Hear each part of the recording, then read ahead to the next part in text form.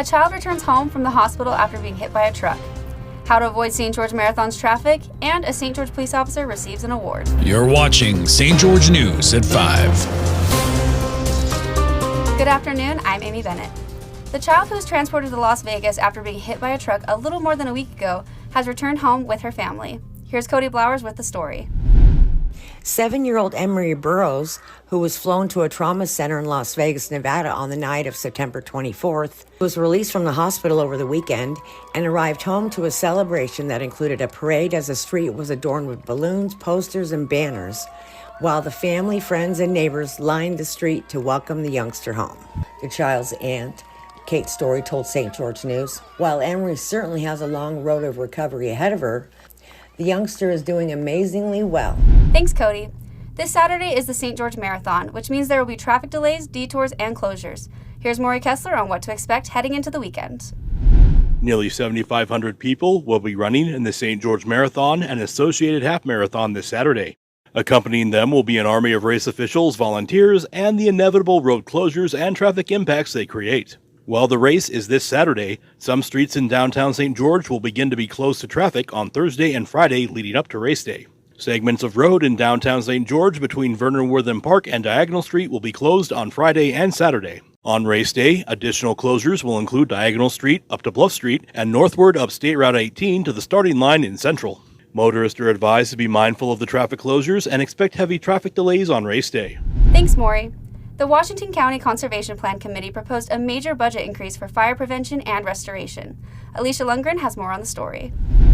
The Washington County Habitat Conservation Plans Advisory Committee met on September 26 to discuss next year's budget, proposing a substantial increase in funds for fire prevention and burned habitat restoration.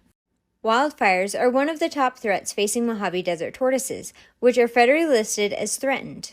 In the Red Cliffs Desert Reserve, fires are often fueled by invasive grasses, which tend to sprout quickly following a wildfire in a cycle. Treatments include manually pulling weeds, removing them with chains, and treating the land with herbicides.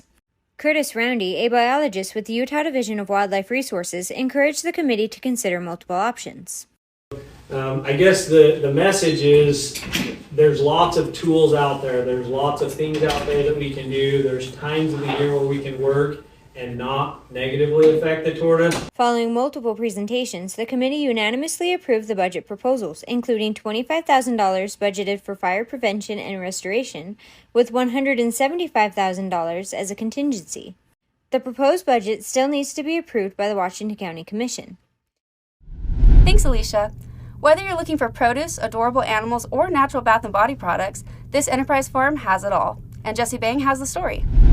Randy Lynn Wagerly and her husband Shane are the owners of Iron Rod Farm, a 20-acre farm in Enterprise, Utah. My favorite thing of having all the animals has just been that it was my dream all growing up. Coming out here, and it literally makes you happy. You can't not be happy but come out here. The farm consists of ducks, ponies, cows, turkeys, goats, and more. Aside from their produce, Iron Rod Farm also offers a line of naturally derived skincare and bath products that include goat's milk and other organic ingredients. Thanks, Jessie. The 2023 Media Relations Award was given to St. George Public Information Officer Tiffany Mitchell. She earned the award for her outstanding responsiveness, transparency, and accuracy. Mitchell was selected from hundreds of public relation officers throughout Utah. Thank you for watching St. George News at 5. I'm Amy Bennett with St. George News, your #1 source for local news. This has been St. George News at 5.